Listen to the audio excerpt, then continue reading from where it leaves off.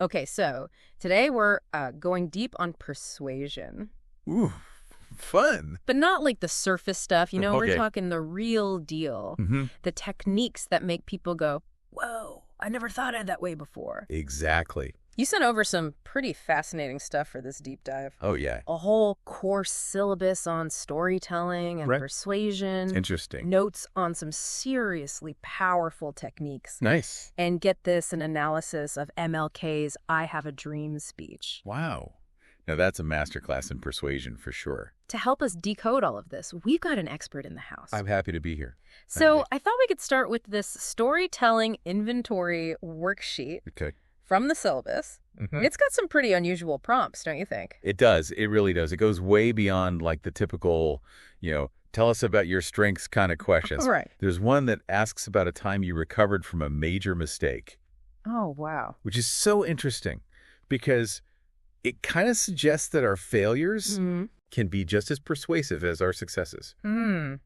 Maybe even more so. Yeah. That is interesting. Why do you think that is? Well, I think admitting to a mistake, it makes you vulnerable, Yeah. right? It shows humility and a willingness to learn.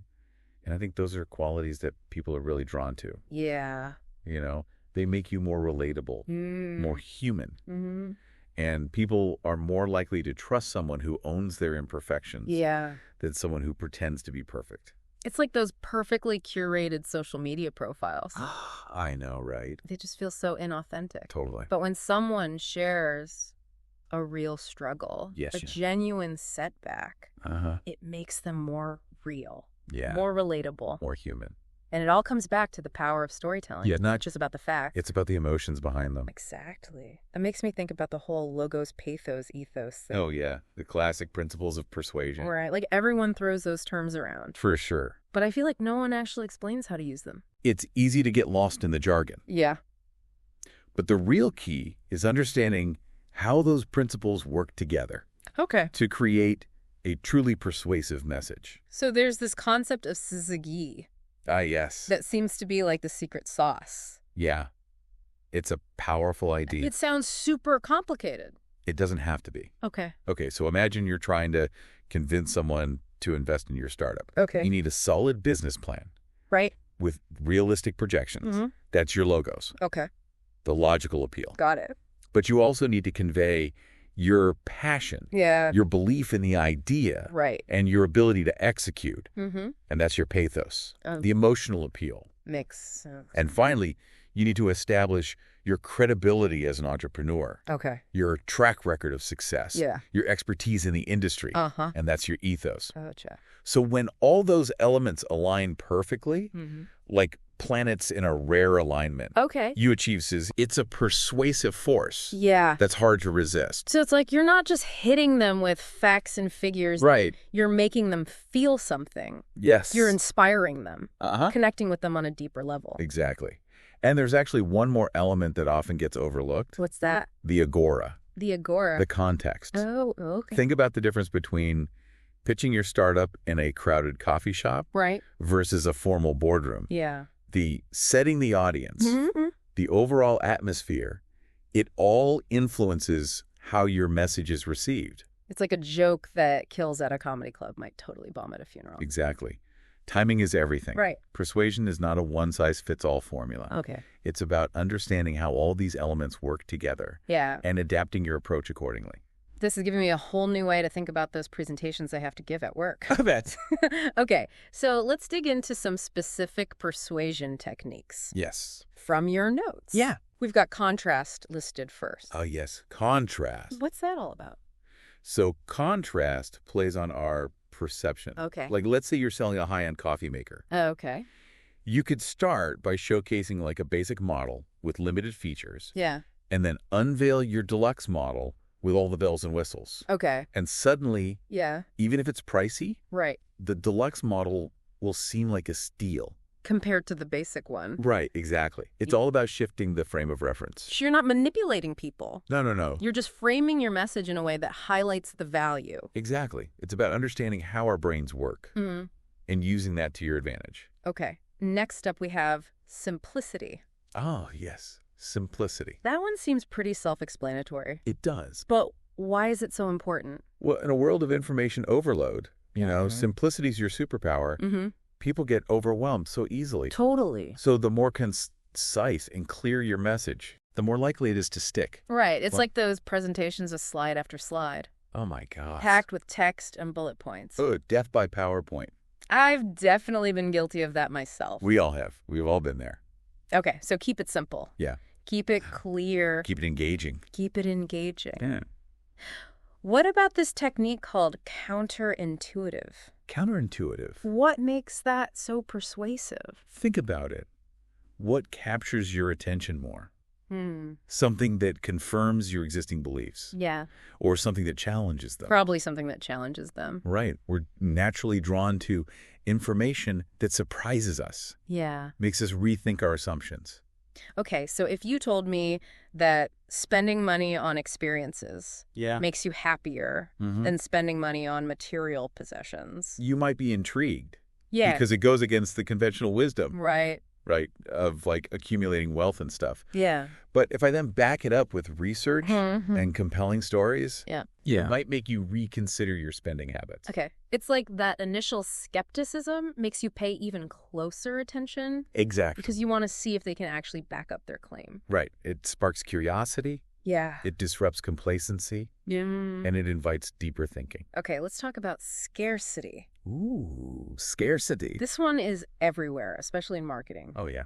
Why is it so effective, though?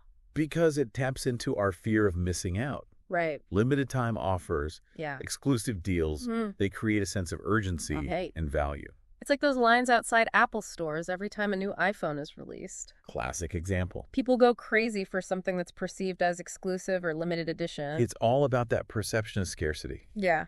So how can we use all of these techniques ethically? Ooh, that's a great question. Because I don't want to come across as manipulative or pushy. Right. Yeah. It comes down to intention. Okay. Are you using these techniques to genuinely connect with people and offer something of value? Or are you using them to exploit their insecurities? Right. And manipulate them for your own gain? It's that fine line between persuasion and coercion. Exactly. Persuasion is about influence, not manipulation. Okay. It's about understanding your audience, crafting a compelling message, Yeah. and delivering it in a way that resonates with their needs and aspirations. Okay. So are these persuasion techniques only useful for like formal presentations? No, not at all. Or marketing campaigns? They're absolutely applicable to everyday life. Really? Think about trying to convince a friend to try a new restaurant. Yeah. Or get your family on board with a vacation plan. Or even negotiate a better deal on a car. Yeah. We're constantly trying to persuade each other. We are. Without even realizing it. And understanding these principles can help us do it more effectively. Okay, so I'm already starting to see how these techniques can be applied in so many different areas. That's great. Okay, let's shift gears and dive into this analysis of MLK's I Have a Dream speech. Oh, yes. Let's do it. I'm really curious to see how all these principles play out in such a powerful piece of rhetoric. It's a masterpiece of persuasion, for sure. Okay, so what stands out to you most about the speech? Well, one of the most striking things is Dr. King's masterful use of repetition. Yeah, I have a dream. I have a dream. That phrase echoes throughout the speech. Right. Like a drum beat, driving the message home. It's so powerful. Every time he repeats that phrase, it builds anticipation. Yes. The emotional intensity, and it just makes the message impossible to forget. Repetition is such a powerful tool. And he doesn't just repeat words. Okay. He repeats ideas, imagery, metaphors. Right. It's all carefully crafted to reinforce his message. The imagery he uses is so vivid. It is. Like when he talks about the sons of former slaves and the sons of former slave owners sitting down together at a table of brotherhood. Yes, such a powerful image. It's just this incredible vision of reconciliation and unity. He paints a picture with his words. Yeah. A picture that transcends the specific historical moment and speaks to our universal longing for justice and equality. And he doesn't shy away from the emotional appeals either. He doesn't. He speaks to the pain and the suffering of Black Americans, the broken promises of American democracy, the urgency of the moment. But he always balances those darker emotions with hope. With faith. With the belief that a better future is possible. That's crucial. He's not just trying to make people feel bad about the state of the world. Yeah. He's trying to inspire them to action. Right. He's saying, yes, there's a problem, Yes. but we can fix it. We can create a better world. We have to work together. Exactly. And that check metaphor. Oh, wait. America has given Black people a bad check. Yeah. That has come back mark insufficient funds. Brilliant. It's such a powerful analogy. It's a masterstroke. It takes this complex issue of racial inequality and it frames it in a way that everyone can understand. It's relatable, it's memorable, and it carries so much emotional weight. It does. It's like, who hasn't experienced the frustration of a bounced check? Right. You feel cheated, betrayed. Yeah. Like the system has failed you. Mm-hmm. And Dr. King taps into that universal experience to make this profound point about the broken promises of American society. And he does it in a way that avoids alienating his audience. Right. He's not attacking individuals. He's critiquing the system. Exactly. It's amazing how he manages to be both forceful and compassionate at the same time. It really is. He doesn't shy away from the hard truths, Mm-hmm. but he always leaves you with a sense of hope. Yes. This belief that things can get better. That's the mark of a true leader. Okay, so how does this speech tie back to those broader principles of persuasion? Good question. Logos, pathos, ethos. Okay, so let's start with logos. Dr. King meticulously lays out the case for racial justice. Right. He references the Constitution, the Declaration of Independence, the very foundations of American ideals. He's saying this isn't just a moral issue. Exactly. It's a legal one. Yes. America is failing to live up to its own promises. He's appealing to their sense of logic, their sense of fairness. Right. And then there's pathos. Pathos. Yeah. The speech is just infused with emotion. Yeah. Hope, anger, determination. Mm-hmm. He speaks to the pain and suffering. Right. But also to the possibility of a better future. Yeah. He makes you feel the urgency of the moment. The need for change. The need for change. And his ethos. Yes. Ethos. His credibility is undeniable. It is. He's a moral leader. Yeah. A scholar. A man who has dedicated his life to this cause. Right. And we can't forget the agora. The context. The March on Washington. Yes. The atmosphere. The gathering of thousands of people in their pursuit of equality. It all contributed to the impact of that speech. So he nailed the Sizimiji. He did. That perfect alignment. Of logic, emotion, credibility. And he delivered it in the right place. Yes. At the right time. At the right time. With the right energy. It's no wonder this speech had such a profound impact. So we've seen how these principles play out in a historical context. Right. But how can we apply them to our own lives? That's the question, isn't it? Our own stories. Yes. I'm thinking about this section on telling your story. Okay. They break it down into 4 elements of performance, style, truth, preparation, and delivery. That's a great framework. What do they mean by style, though? Yeah, so style is actually much simpler than you might think. Okay. They emphasize talking to a single individual. Oh, okay. Even if you're addressing a large group. So even if I'm giving a presentation to a room full of people. It's about creating that sense of intimacy. Okay. That one-on-one connection. Makes sense. And it's about keeping it simple. Using language that everyone can understand. Right. But most importantly, it's about being yourself. Authenticity. Authenticity. People can spot a phony a mile away. They can. Don't try to be someone you're not. Right. Embrace your own unique style, your own voice. Okay. What about truth? Truth seems pretty self-explanatory, right? Yeah. Tell the truth, don't lie. Right. But they add an interesting caveat. What's that? Use caution in disclosing information about other people. Oh, that's a good point. It's about respecting people's privacy. Yeah. Being mindful of the impact your story might have on others. So even if a story is true, yes, it doesn't mean you have the right to share it. Right. Especially if it involves sensitive information. Exactly. It's about being ethical and responsible. Okay, now preparation. Preparation. This one seems a little counterintuitive for storytelling. I know, right? Don't we usually think of storytelling as this spontaneous, in-the-moment thing? We do. But even the best storytellers rehearse and refine their narratives. It's not about memorizing a script, but about having a clear structure, knowing your key points, and practicing your delivery. So it's like building the framework of the story. Exactly. The essential elements. And then you can be spontaneous within that framework. Okay.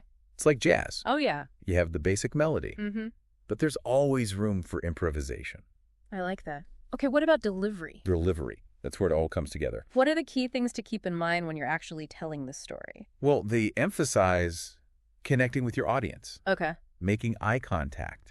Using gestures. Reading the room. It's about creating that dynamic exchange, that back and forth energy. Exactly. They also mentioned something called congruency. Congruency. Which is making sure your words, body language, and tone all match up. They have to be in alignment. Because if your words are saying one thing, right, but your body language is screaming something else, people will pick up on that. People will sense that disconnect. It's about being authentic. Okay. This has been incredibly helpful. Oh, good. I'm glad. I'm already starting to think about my own stories in a new way. Excellent. But before we move on, yes, are there any major things to avoid when it comes to storytelling? Oh, yeah. There are a few pitfalls to watch out for. Okay. Like what? Well, we've already talked about not lying. Right. Or making things up. Honesty and integrity are key. Paramount. What else? One big one is using stories to manipulate people. Oh, yeah, that's a good point. Storytelling can be such a powerful tool. It can. It's important to use it responsibly. For sure. It's about persuasion, not coercion. Right. And another thing to watch out for is boring your audience. Oh, yeah. Even the most well-intentioned story. It can fall flat. If it's not engaging. It's about being mindful of your audience's attention span. And crafting stories that are both meaningful and entertaining. I've definitely sat through my share of boring presentations. Oh, we all have. Where the speaker just drones on and on. I know. You can just see people's eyes glazing over. It's painful. Yeah. But remember, storytelling is about connection, not just information delivery. Right. It's about making your audience feel something. Yeah. Sparking their curiosity. And leaving them with a message that sticks.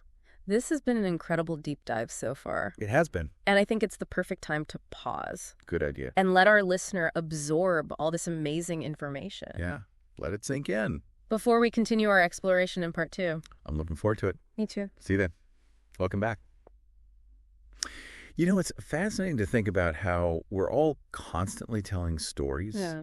Even to ourselves. It's like we have these internal narratives that shape how we see the world. That's so true. It's like those stories we believe about ourselves. Yes. Our capabilities, our limitations, they become our reality. Exactly. If we can become more aware of those narratives, we can challenge them, rewrite them, and ultimately create a more empowering and fulfilling life.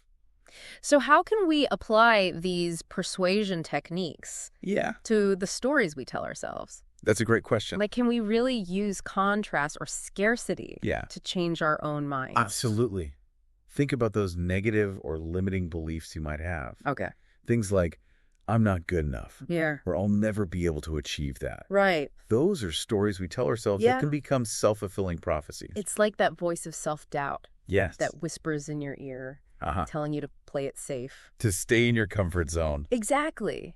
But we can challenge that voice. We can. By applying these techniques. Yes. Like contrast, for example. Yep. Instead of dwelling on your flaws or past failures, you can shift your focus to your strengths. Yes. Your accomplishments. It's like reframing the narrative, right? Right. Yeah. Highlighting the positives instead of the negatives. Exactly. Create a new anchor. Yes. A more positive point of comparison. Remember those times you succeeded. Yeah. Those challenges you overcame. Let those stories fuel your belief in yourself. And what about simplicity? Simplicity. How do we apply that to our self-talk? Well, instead of getting bogged down in complex self-doubt, focus on a few key positive affirmations. Okay. Simple phrases like, I am capable. Or, I am worthy of success. Right. Repeating those can gradually shift your mindset. It's like replacing those negative thoughts with more empowering ones. Exactly. Keep it simple. Keep it clear. And empowering. And empowering. Oh. And don't underestimate the power of repetition. Okay. The more you repeat those positive affirmations, the more they'll start to take root. It's like training your brain to focus on the positive.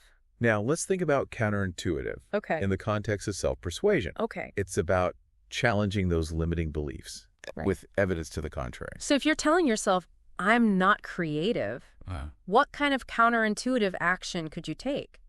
Well, you could try taking a painting class. Okay. Or learning a new musical instrument. Right. Even if you think you have no talent. Yeah. The point is to challenge that limiting belief. By actually doing it. Yes. Yeah. By actively engaging in creative activities. It's like proving to yourself that you can do it. Exactly. And don't forget the power of storytelling itself. Right. Instead of dwelling on past failures, focus on stories of resilience growth, overcoming obstacles. Look for examples of people who have achieved what you want to achieve. Yes, people who have overcome similar challenges. Let their stories inspire you. Exactly. This is so empowering. It is. It's like realizing that we have the power to change our own minds, to rewrite our own stories. And create a more fulfilling life. Okay, I'm ready to start rewriting my own story. But before I get carried away, I want to circle back to the source material.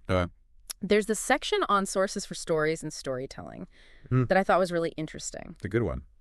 They list things like personal experiences. Yes. Family stories, even news articles. It's a reminder that stories are everywhere. Yeah. We just need to be open to noticing them. Right. Recognizing their potential. Those everyday conversations, those chance encounters, moments of insight or inspiration. They're all potential stories. They are. They also mention some online resources, like stories for trainers and anecdote. Yeah, those are great. And there's even a link to a storytelling guide. Really? Specifically for Canadian government managers. Wow, that's fascinating. I know, right? It shows you how storytelling is being embraced across different fields. It's a valuable tool. In leadership communication. Even policy making. Yes. It's like everyone's realizing that stories have this power to connect with people on a deeper level. Yeah. To convey complex information. In a way that's engaging and memorable. Speaking of memorable stories, there's one in the source material. About beams at New Oxford University. Oh, yes. The oak beams. That, I think you'll find quite fascinating. It's a classic example of thinking ahead. Planning for the future. All right, tell me more. So picture this. It's the late 14th century. And they're building this college. And they're putting these massive oak beams in the dining hall. 2 feet square and 45 feet long. Wow. Those are some serious beams. Right, but as you might expect, after a century or so, they start to rot. They get infested with beetles. Oh, no. That's not good. And the college council is in a panic. Yeah. Where do you find oak beams that size in the 19th century? Right. It's like trying to find a replacement part for a vintage car. Good luck. But then one of the junior fellows has a brilliant idea. Okay. What's that? He says, maybe there's some oak on college lands. Oh, right. These colleges had land holdings all over. Exactly. So they call in the college forester. Okay. Who probably hadn't been near the college itself in years. Right. And they ask him about oaks. Yeah. And he just smiles and says, well, sirs, we was wondering when you'd be asking. Wait, what? What does that even mean? It turns out that when they planted the college, they also planted a grove of oaks. No way. Specifically to replace the beams in the dining hall. So they planned for this centuries ago. They did. This plant had been passed down from one forester to the next. For 500 years. For 500 years. That's incredible. Talk about long-term vision. It makes you wonder what we're doing today that will benefit future generations. Right. Are we thinking ahead? Are we planting those metaphorical oaks? It's a powerful question. It is. What legacies are we creating? It's a reminder to think beyond our immediate needs. Yeah. And consider the long-term impact of our actions. Okay, there's another story here called 5 Lessons from Geese. 5 Lessons from Geese. I'm guessing this one's about teamwork and leadership. You got it. It's a classic example of how observing nature can provide valuable insights. All right, I'm intrigued. What's the first lesson? The first lesson is about collaboration. Okay. When geese fly in a V formation, each bird creates uplift for the ones behind it. It's like they're drafting off each other. Exactly, like cyclists in a peloton. Yeah, and by working together, they can fly much farther. 71% farther than if they flew alone. Wow, that's a huge increase in efficiency. It is. It makes you think about what we could achieve if we were more willing to collaborate. The second lesson. The second lesson is about staying in formation. Okay. When a goose falls out of formation, it feels the drag and resistance of flying alone. It's like trying to swim upstream. Right. And it quickly realizes that it's much easier to fly in formation. Where it can benefit from the collective effort. So it rejoins the formation as quickly as possible. So even when we feel like we're lagging behind, it's important to stay connected to the group. Yes. Trust in the power of collective support. What's the third lesson? Okay. The third lesson. The third lesson is about shared leadership. Right. When the lead goose gets tired, it rotates back into the formation. Okay. And another goose takes its place. So it's not about one person carrying the whole burden. Exactly. It's about recognizing that everyone has strengths and weaknesses. And by sharing the leadership role, yes, we can distribute the workload and ensure that everyone is supported. It's a more sustainable approach. Well, what's the fourth lesson? The fourth lesson is about encouragement. Geese honk. To encourage those up front. Oh, that's cute. To keep up their speed. They're cheering each other on. It's a reminder that positive reinforcement can go a long way. We all need encouragement sometimes. We do, especially when we're facing challenges. Right. Or pushing ourselves beyond our comfort zones. Okay. And the final lesson? The final lesson is about compassion and support. When a goose gets sick or injured, two others drop out of formation to help and protect it. Wow. They stay with it until it can fly again. They do, or until it dies. That's remarkable. It's a powerful display of loyalty and compassion. It's a beautiful example of empathy. Taking care of each other. It's amazing how much we can learn from nature. It is. It really is. Wisdom can be found in the most unexpected places. Okay, there's a story here about a business partner named Mark. And a workshop he was facilitating. Okay. And it seems to be about the power of personal stories to change minds, even when those minds are firmly set in their beliefs. Interesting. So Mark was a firm believer in the idea that people don't leave companies. They leave bad managers. They leave bad managers. Yeah. He was presenting this concept at a workshop. Okay. When one of the participants challenged him. Someone who had a different experience. Exactly. The participant shared a story about working at a terrible company. Poorly run, unclear direction, the whole 9 yards. But they had a great manager. The best manager anyone could ask for. Wow. But it wasn't enough. To make up for the toxic work environment. They eventually left to find a better workplace. So this story challenged Mark's belief. It did. That people only leave because of bad managers. It made him pause and reconsider. It's like sometimes a single story can be more persuasive than any amount of data. It connects with us on an emotional level. Makes us feel something. Exactly. Yeah. And it's a reminder that we should always be open to hearing different perspectives. Right, even if they challenge our own beliefs. The more we expose ourselves to different stories, the more nuanced our understanding of the world becomes. Okay, now there's this section here titled, Why Some Leaders Inspire Action While Others Are Mostly Forgettable. Ooh, that's a good one. I think you'll find this one particularly insightful. I'm ready. What's the secret? How do you become a leader who inspires action? Well, they argue that successful leaders are game changers. Okay, game changers. They can help people change their minds, their feelings, and ultimately their actions. So it's not just about issuing orders or setting goals. Right. It's about inspiring people to buy into the vision. Yes. And they highlight the importance of storytelling as a way to achieve this. They say, the shortest distance between two people is a story. I love that. It speaks to the power of storytelling to create connection. To build empathy. To foster understanding. And they outline several reasons why storytelling is so effective for leaders. I'm all ears. First, they argue that stories convey emotion effectively. Okay. And emotion combined with a strong idea is incredibly persuasive. We remember what we feel. We do. And those emotions can drive us to action. It's like that saying, people will forget what you said, people will forget what you did, but people will never forget how you made them feel. Exactly. Second, they say stories are concrete. And have the ability to transport us imaginatively to a place where we can visualize what's happening. They create a vivid and engaging experience. It's like you're right there in the story. Third, stories are memorable. Okay. We're up to 22 times more likely to remember a story than a set of facts. A set of facts. Wow, that's incredible. It is. And lastly, they argue that storytelling is a pull strategy. Okay, a pull strategy. Unlike the push strategy of traditional argumentation. So instead of telling people what to think, stories invite them to participate. To draw their own conclusions. It's a more subtle and engaging approach. Exactly. It can foster buy-in and ownership. Okay, so they're making a strong case for storytelling in leadership. They are. But what exactly do they mean by story in this context? Yeah, good question. They define a business story as simply the recounting of an event that happened to you or someone you know, or even a story from another source. Like a movie or a book. Exactly. So it can be a simple anecdote. It can. That illustrates a point or conveys a message. The key is that it's relevant. Yeah. And that it resonates with your audience. They also emphasize that an effective story is surprising. Yes. Emotional. And most importantly, credible. Credibility is crucial. If people don't believe the story, they're not going to be persuaded. Right. It's like you can tell the most amazing story in the world. Yeah. But if it lacks credibility, It's fall flat. It's going to fall flat. Mm.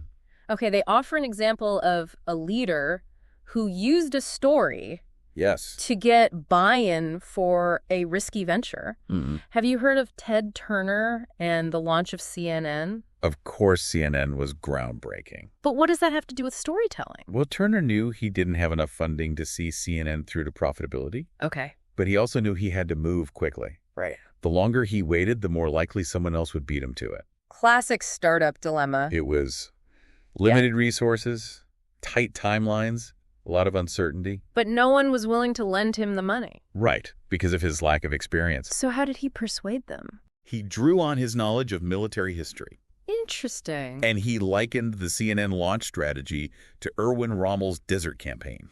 Okay, I'm intrigued. What does a TV network have to do with a desert campaign? Well, Rommel, the famous German general, was known for launching daring attacks. Oh, okay. Even when he didn't have enough fuel to sustain the entire offensive. So it was a high-risk, high-reward strategy. It was. And it often paid off. And Turner saw a parallel with CNN. He did. He argued that if they could just get on the air and survive the first year, people would see the value. And investors would come flocking? It was a gamble, but it worked. It did. It's a great example of how a well-chosen story can make a complex concept relatable. And persuasive. It's like suddenly everyone understands the strategy. Because it's been framed in a way that connects with their existing knowledge. Exactly. And it's not just about finding any story. Right. It's about finding the right story. The one that will resonate with your audience. This is so helpful. I'm glad you think so. I'm starting to see how storytelling can be used. Yeah. Not just to entertain. But to inform, inspire. To persuade. Yeah. I like that. Okay. The authors of this piece argue that our stories, both collectively and individually, have a profound effect on what we believe is possible. They do. They shape our reality. They define our limits, our aspirations. Our understanding of the world. They challenge leaders to understand the stories that are already influencing their teams. Right. And to define and tell new stories. To set the direction for the company. So it's not just about reacting to existing narratives. It's about proactively shaping the narrative. To achieve desired outcomes. Okay. And they highlight the importance of helping people. Yes. Hear, remember, and believe in the company's direction. Belief is the foundation of action. If people don't believe in the vision, they're not going to be motivated to work towards it. Exactly. And they use the example of IBM's turnaround. Oh, yeah. Under Lou Gerstner. That was a remarkable turnaround. It was. IBM was struggling to adapt. They were seen as this lumbering giant. Slow to innovate. Losing ground to competitors. But Gerstner understood the power of narrative. He did. He set about changing the story of IBM. By focusing on their strengths. Services and software. He told new stories about the company's direction. That emphasized their ability to adapt. To innovate. To deliver value. And he built a team who understood and believed in those stories. It wasn't just about him telling the story. It wasn't. It was about creating a culture. Where everyone was empowered to tell the story. It's a powerful example of how storytelling can transform an organization. It can inspire change. Create a shared sense of purpose. And it all starts with understanding the power of narrative. This has been incredibly insightful. Good. I'm glad to hear that. Okay, so let's move on to the practical side of things. Yes. Let's talk tactics. The source material offers some great advice. It does. For finding and telling your own stories. What are their key recommendations? Well, they suggest starting by developing an awareness of the stories that are happening around you. Right. Every day. Pay attention to those moments that stand out. The ones that seem remarkable or insightful? Be more observant. Yes. More present in the moment. Look for those little details. Those unexpected turns of events. The moments that reveal something about human nature. Okay. And then ask yourself, what does this story say about the behaviors I want to instill or dispel in my group? Exactly. If you want to encourage collaboration, you might tell a story about a team that achieved something remarkable. By working together. Right? Yeah. Or if you want to encourage innovation, you might tell a story about someone who took a risk. And came up with a groundbreaking idea. It's about finding those stories that align with your values. And the behaviors you want to promote. And they emphasize moving away from a purely rational and argument-based style. Okay. Toward a more balanced approach that incorporates stories. Because stories can be more persuasive. Especially when it comes to changing minds. And inspiring action. Now, they offer a specific tip for structuring presentations. Okay. What's that? They suggest starting with a negative story. Okay. To grab attention. To hook them in. And then following it with a positive story. Of what's possible. It's a powerful way to shift perspectives. It's like you're acknowledging the problem and then presenting a vision of a better future. Exactly. You're meeting people where they are. Yeah. And then inviting them to imagine something better. They also emphasize the importance of getting feedback. Yes. Feedback is crucial. On your stories. Because sometimes the message we think we're conveying isn't the message that's being received. It's easy to get caught up in our own heads. Right. We can lose sight of how our stories are being perceived.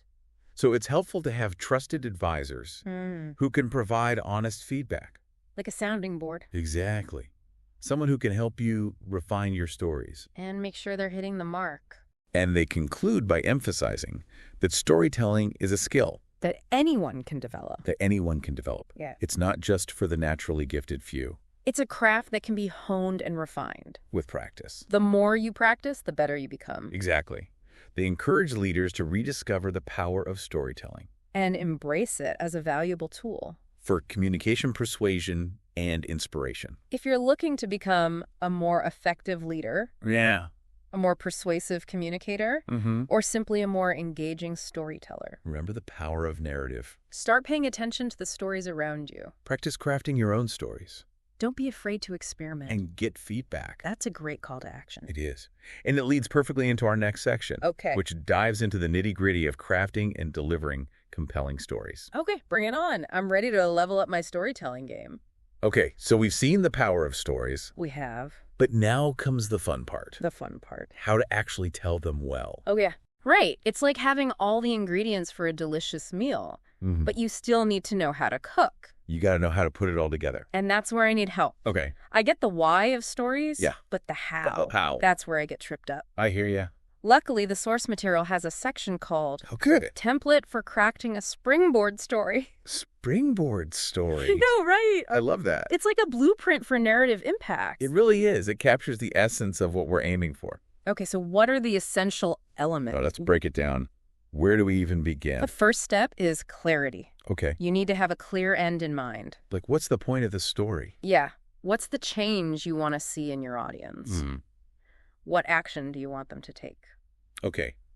So it's goal-oriented. Yeah, it is. It's strategic. Not just a random tale, but a carefully chosen narrative to achieve a specific purpose. But it's not just about the goal. It's also about authenticity. Right. The story has to resonate with you, something you genuinely believe in. Because that passion will come through in the delivery. It will. People can sense when you're speaking from the heart. Right. And it has to resonate with the audience, too. Oh, absolutely. Right. It needs to grab their attention. Yeah. Connect with their experiences. So I need to understand my audience. You do. Tailor the story.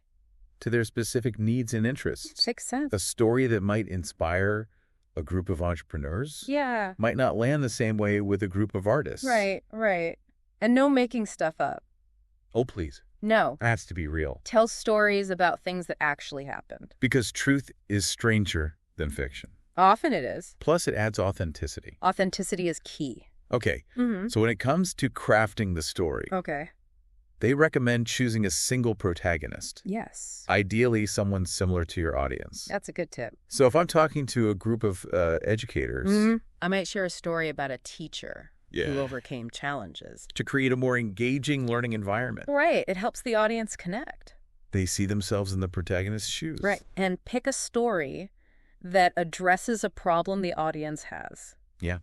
Something you've experienced yourself. Shared struggles create connection. They do. It shows you understand their challenges. Because you've been there. Empathy is so powerful. It is. And tone is important too. Yeah. Positive tone. Happy ending. Those are key. You want your story to inspire hope. Yes. not despair. Show that even in the face of adversity, there's a way forward. There's always a solution. Okay, this template is so helpful. I'm glad. But let's talk about delivery. Yes. Delivery. That's where I tend to get nervous. Okay. Any tips for overcoming stage fright? Well, first and foremost, Yeah. be confident.